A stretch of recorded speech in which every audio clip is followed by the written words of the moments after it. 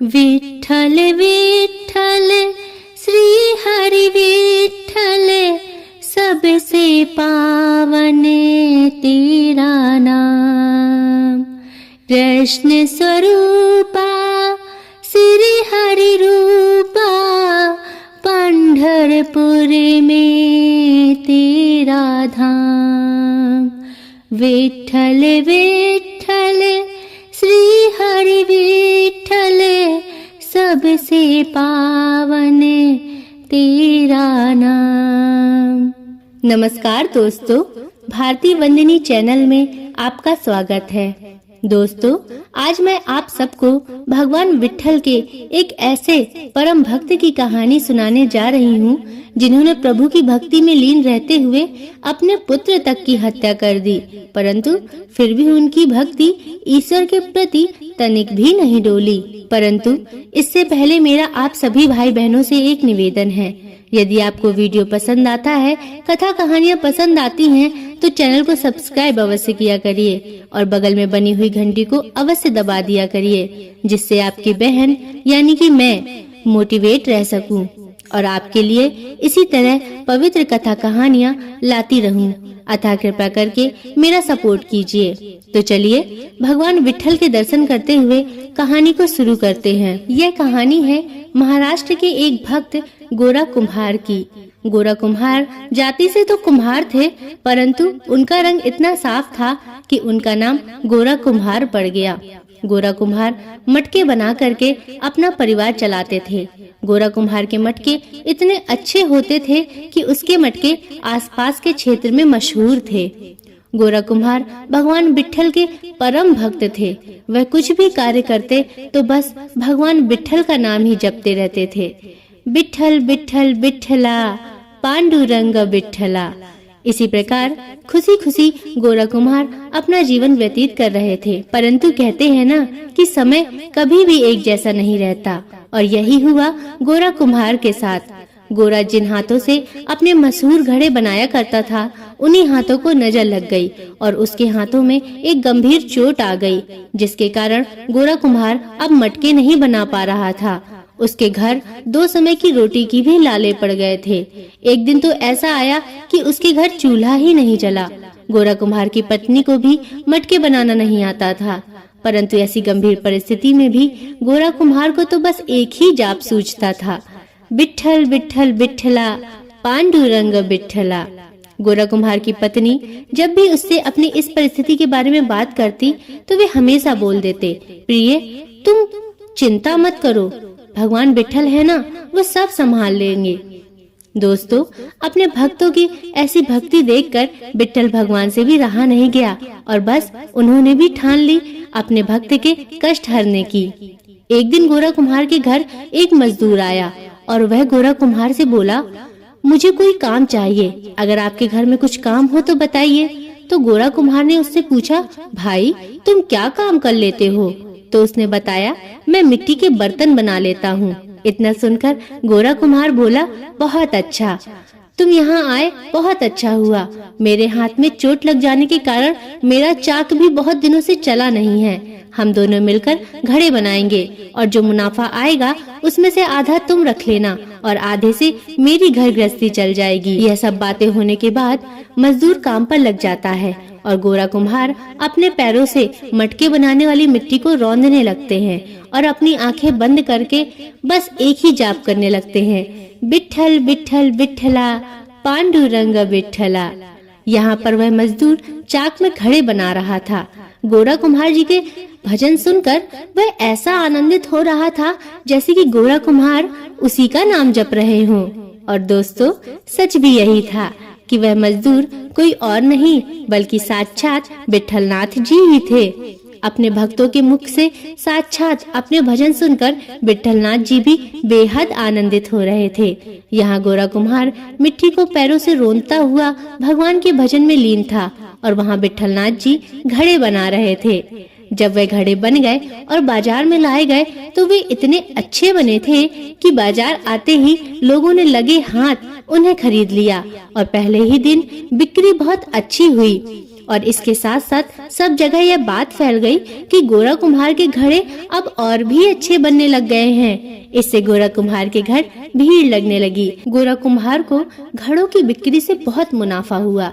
फिर गोरा कुम्हार ने अपने मुनाफे का आधा भाग उस मजदूर को देते हुए कहा, लो भैया, यह तुम्हारा हिस्सा। अगर तुम न आते तो मेरा काम तो चौपट ही हो गया था। वह तुम ही हो जिसने मेरी डूबती नैया को बचा लिया है। फिर गोरा कुम्हार ने मंदिरों में जाकर खूब दान दक्षिणा की और लोगों को भोजन कराया। अब यहाँ गोरा कुम्हार जी का हाथ भी ठीक होने लगा था। वह मजदूर और गोरा कुम्हार जी मिलकर घड़े बनाते थे। एक दिन वह मजदूर काम पर नहीं आया। तब गोरा कुम्हार जी ने सोचा, चलो जब तक मैं मिट्टी ही तैयार कर लेता हूँ। और फिर गोरा कुम्हार गड्ढे में मिट्टी डालकर उस पर खड़े हो गए और आंख बंद करके भगवान विठलनाथ जी का भजन करते हुए मिट्टी को पैरों से रोंदने लगे। तभी गोरा कुम्हार जी की पत्नी अपने 6 माह के बच्चे को लेकर आई और गोरा कुम्हार जी से बोली, स्वामी, मैं पानी भरने के लिए जा रही हूँ, आप कुछ देर अपने पुत्र का ख्याल रखिएगा। ऐसा करके वह वहाँ से चली गई और बच्चे को गोरा कुम्हार के पास लिटा गई। कुछ समय बाद बच्चे की नींद खुल गई। बच्चे ने देखा कि उसके पास उसका पिता खड़ा है। वह बच्चा पलटा और अपने पिता की ओर खिसक खिसक कर जाने लगा। परंतु गोरा कुम्हार विठलनाथ जी के भजन में इतने लीन थे कि उन्हें तनिक भी एहसास नहीं हुआ कि बच्चा जाग गया है। वह बच्चा खिसकते खिसकते मिट्टी के उसी गड्ढे में जा गिरा जिसमें गोरा कुम्हार जी मिट्टी को रौंद रहे थे।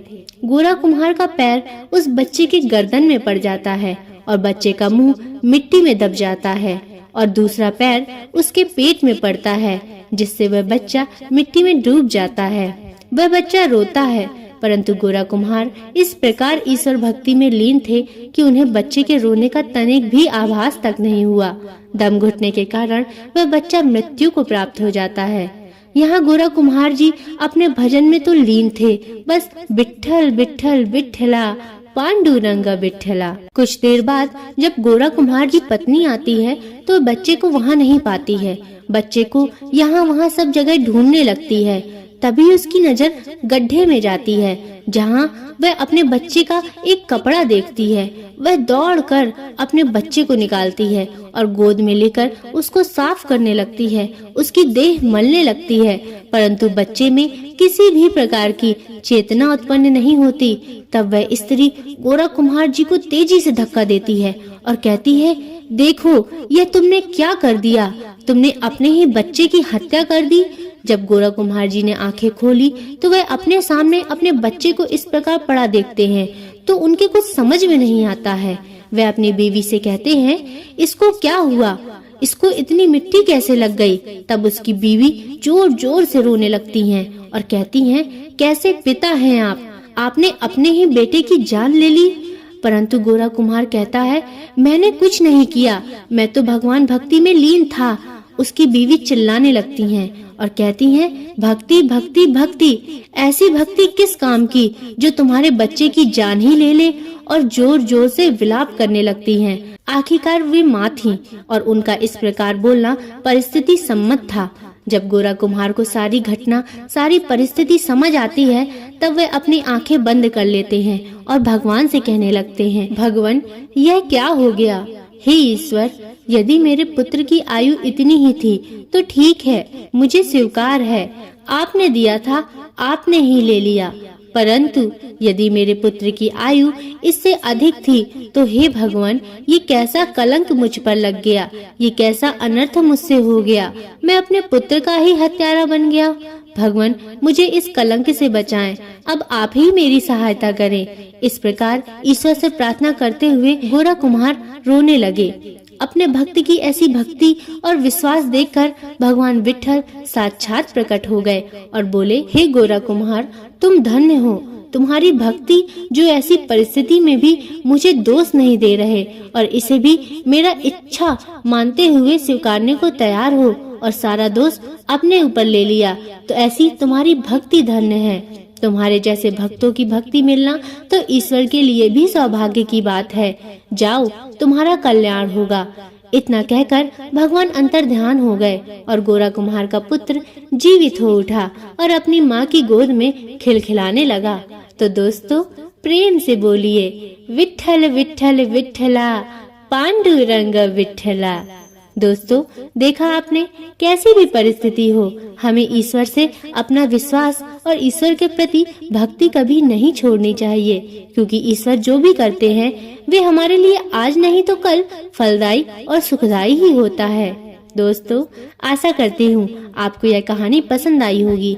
अगर इसमें कोई त्रुटियां हैं तो मुझे क्षमा करें और कमेंट में अवश्य बताएं कि आपको कहानी कैसी लगी। दोस्तों, चैनल को सब्सक्राइब अवश्य करें। मेरे कई भाई बहन ऐसे हैं जो वीडियो को देखते तो हैं परंतु चैनल को सब्सक्राइब नहीं करते, इसलिए मेरा आप सबसे हाथ जोड़कर निवेदन है कि चैनल को सब्सक्राइब अवश्य किया करें और कमेंट में जरूर लिखें, विठ्ठल विठ्ठल विठ्ठला, पांडुरंग विठ्ठला। नमस्कार।